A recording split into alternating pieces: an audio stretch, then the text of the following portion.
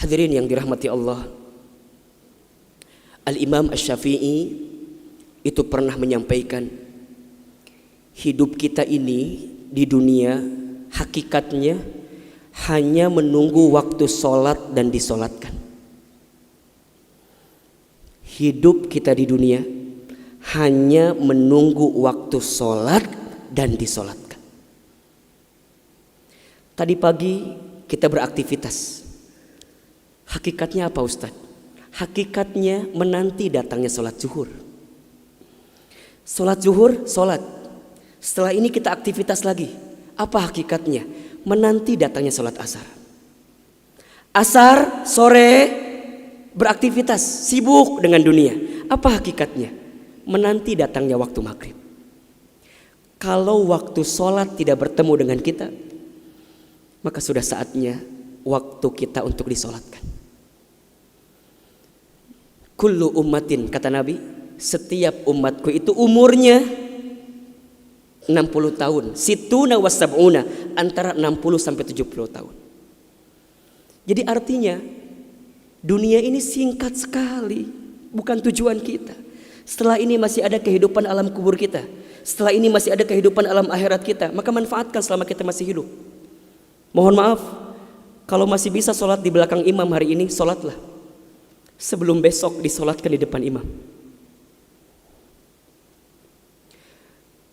Kalau masih bisa baca Quran, bacalah.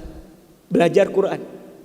Sebelum besok Quran dibacakan di depan tubuh kita yang sudah terbujur kaku tidak bisa bergerak. Kalau masih bisa berangkat ke masjid, berangkat. Sebelum besok tubuh kita digotong ke masjid untuk yang terakhir kalinya. Kalau masih bisa sedekah, sedekah. Karena berapa banyak orang yang sudah mati, orang yang sudah meninggal, minta sama Allah untuk dihidupkan kembali. Dan apa janjinya? Fa'asaddaqa wa akun minas sholihin. Ya Allah, hidupkan aku kembali. Sebentar saja. Maka aku akan bersedekah dan menjadi orang yang soleh. Maka mohon maaf, siapapun di antara kita yang pernah punya dosa, catat baik-baik. Allah lebih mencintai orang yang banyak dosa, kemudian dia bertaubat kepada Allah, daripada orang yang soleh sedangkan dia merasa tidak punya salah dalam kehidupan. Kalau kita belum bisa berlomba dengan orang soleh dalam berbuat baik, maka berlombalah dengan para pendosa untuk segera bertaubat di hadapan Allah Subhanahu wa ta'ala. Kalau kita belum bisa berlomba dengan orang alim menyampaikan ilmu, berlombalah dengan orang jahil, dengan orang bodoh untuk belajar ilmunya Allah Subhanahu wa ta'ala.